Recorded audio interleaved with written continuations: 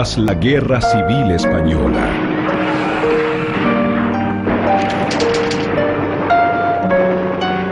Chile acogerá a un grupo de republicanos. Desde París, Pablo Neruda, cónsul para la inmigración, organiza el traslado de miles de refugiados españoles. Un barco que les devolverá la esperanza. 2.500 españoles embarcan en el Winnipeg. Entre ellos vienen artistas, intelectuales y empresarios.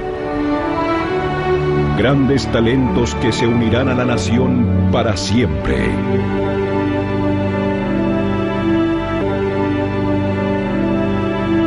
Bacana, que decían que eran salvajes los que venían de acá.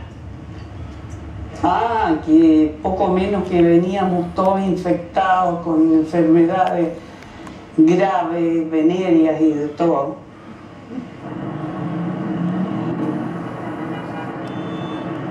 Y la prensa de derecha, concretamente el Diario Ilustrado, que así se llamaba el órgano oficial de la prensa de derecha chilena de la época, todos los días publicaba algún artículo contrario a la venida de estos republicanos.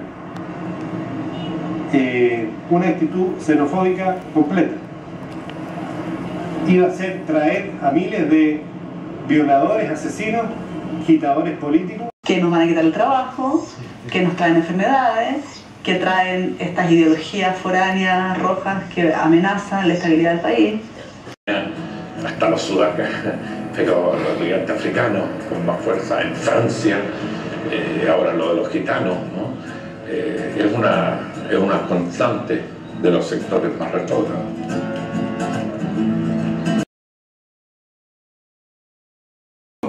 On a fait ce film avec beaucoup d'amour. Voilà. Quand j'étais journaliste à l'Humanité, je suis entré au Chili en 77, 78, je crois 79. C'était pas facile d'entrer, parce qu'on entrait clandestinement. Et bon, ça a été dit, je peux le dire que quand je suis entré, j'avais mis un certain nombre... À La Havane, il y avait des camarades qui avaient transformé l'ambassade en comité de solidarité, et ils m'avaient donné des petits messages, et je les ai mis dans les culottes. Je l'ai fait, pour les amener au vicariat de la solidarité, où il y avait beaucoup de chrétiens, et beaucoup de morts aussi, de non-chrétiens. Et je me souviens d'un moment assez extraordinaire. Donc moi je l'ai fait vraiment avec, comment dire, comme si c'était mon Espagne républicaine, quoi. Et il y a 30 000 Espagnols républicains qui ont exilés en Amérique latine, qui ont été beaucoup mieux reçus qu'en France. Beaucoup mieux reçus qu'en France. En France, ils ont été reçus dans des camps que le ministre de l'Intérieur appelait camps de concentration. La Troisième République était un système d'internement et d'exclusion de 200 camps, un camp dit de concentration. Donc Pablo Neruda prend ses 2000 et quelques à Argelès, à Barcarès, à Gurs, etc. Et les Américains au Chili sont reçus comme des héros.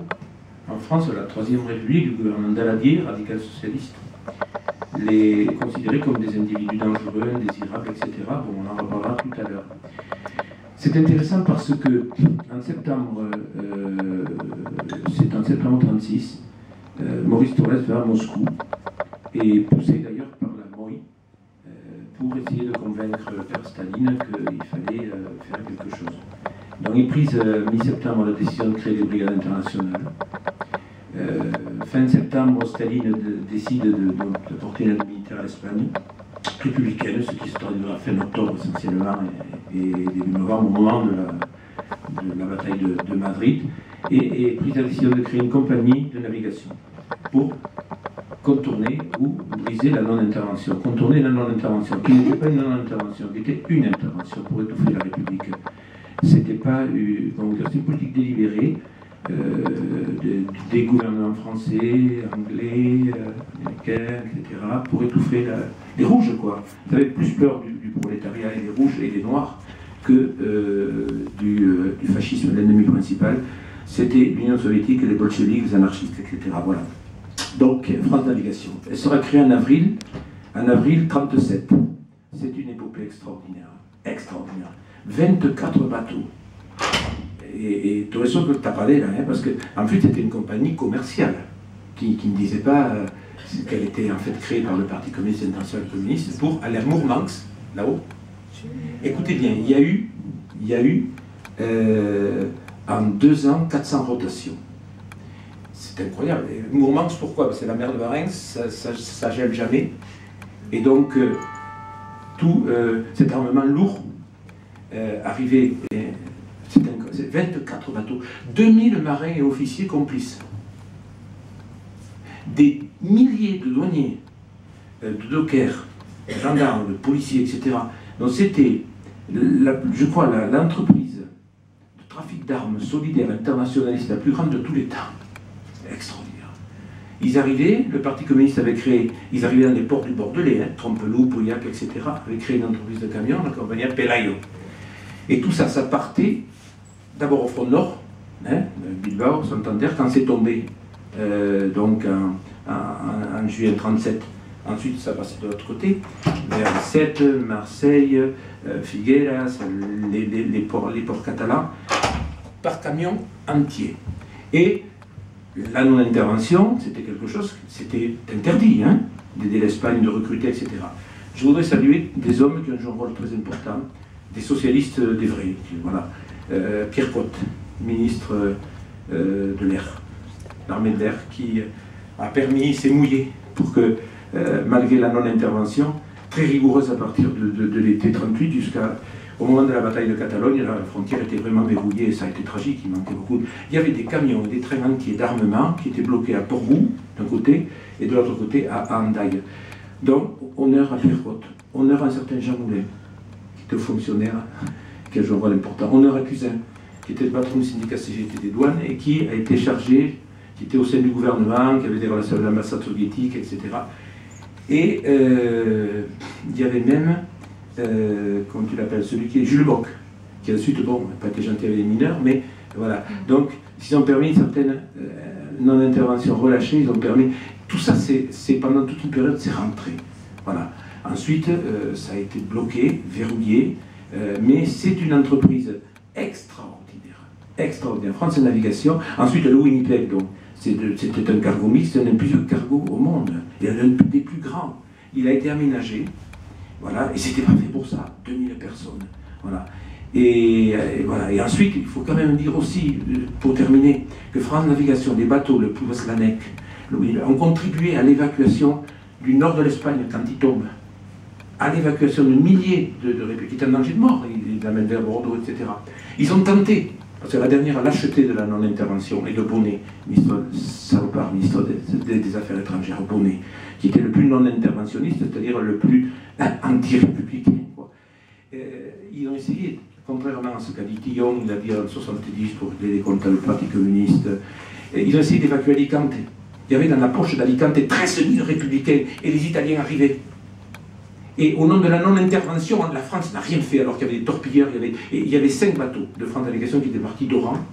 Les croiseurs franquistes n'ont pas permis d'eux, et la France et l'Angleterre n'ont rien fait. Bonnet a dit non, pas question, 13 000. Certains se sont suicidés. Quand la division Littorio, le 30 mars, elle est arrivée, et certains se sont suicidés sur le quai, etc. Ils ont été dans les pires des cas. Dans les pires des cas, c'était à Los Almendros. Voilà, ça c'est. Et les bateaux de France Navigation ont tenté d'évacuer, il faut le savoir. Donc c'est une épopée magnifique, France Navigation. Ça s'appelait à l'époque l'internationalisme. Voilà. Excuse-moi, je suis très long, mais honneur, parce qu'on parle beaucoup de brigade internationale, honneur, mais ça c'est une espèce de brigade de la mer. Et cette aventure-là, quasiment personne ne la connaît, belle aventure de France Navigation. Et le gouvernement espagnol en exil, et notamment Negri, a créé le CERE, service d'aide aux républicains qui étaient dans les camps. Et c'est le CERE, avec Neruda, avec le gouvernement chilien, l'ambassade, etc., qui ont choisi, donc, ces 2000 et quelques. Et alors c'est vrai, maintenant je peux répondre, il y avait 33 mouvements politiques et partis sur le bateau. Et c'est vrai que les anarchistes ont été discriminés. Il y avait un petit nombre d'anarchistes, mais beaucoup ont été refusés. Voilà. Ça c'est vrai maintenant je peux le dire. On sait très bien que les relations entre les anarchistes et les communistes n'étaient pas très fraternelles, mais les communistes étaient... Et la faute c'est où? J'ai retrouvé des textes, des archives de 33,5%. Donc il n'était pas, comme on l'a dit, il n'y avait pas que des communistes, des Jotacé. Il y avait 33 mouvements, et il y avait des journaux muraux, il y avait un journaliste anarchiste qui a écrit d'ailleurs une espèce de nouvelle. Il y avait un cœur des Coros Vascos, un journal qui sortait à bord, etc. C'était extraordinaire. Il y avait une vie politique. C'était une espèce de, comment on va dire, de micro-société flottante. Et avec, alors imaginez-vous, le 23 août, pacte germano-soviétique. Wow. Imaginez-vous à bord. Pacte germano-soviétique. Voilà. Ils partent le 3 août, et ils arrivent le 2 à Riga, ensuite le 3 à le lendemain, les Allemands envahissent la Pologne et la guerre est déclarée. C'est extraordinaire tout ça. C'est quand même extraordinaire. Et sur ce bateau, alors le président avait dit, tráigame surtout des manuels. Je ne veux pas des intellectuels. Des intellectuels, il y en a beaucoup au Mexique. Pourquoi? Vous le saviez, vous êtes chilien, il y avait eu le tremblement de terre à Chilla, quand il est mort, il fallait reconstruire. Voilà. Donc l'essentiel était, le premier qui descend du bateau, c'était Juan Marquez, un pêcheur basque, avec une vache, etc. C'est presque le cliché. Il y avait surtout des agriculteurs, des maçons, des métallos, etc.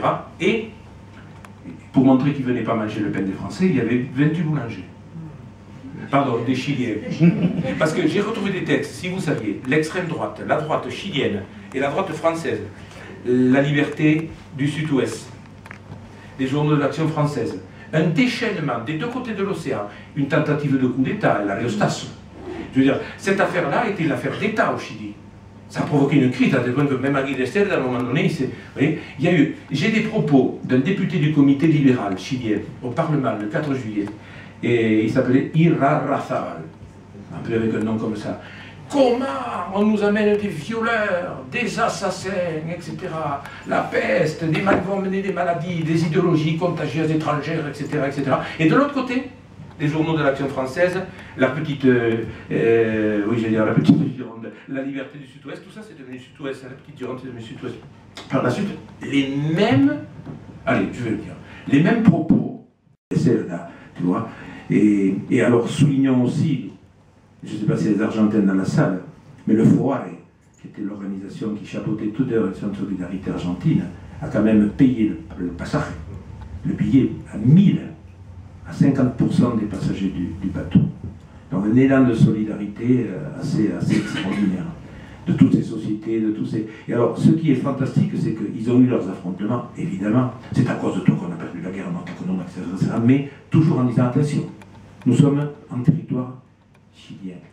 Et on a écrit beaucoup de cochonneries. Personne n'est mort, personne n'a été jeté par-dessus bord, etc. Personne. Voilà. Il y a eu des affrontements vifs, mais jamais physiques. D'ailleurs, vous voyez, il y avait quand même des grandes Pay, c'est quelqu'un d'extraordinaire. Pay m'a dit c'était vif, mais... Et alors, c'est marrant parce qu'il y avait Galan sur le bateau.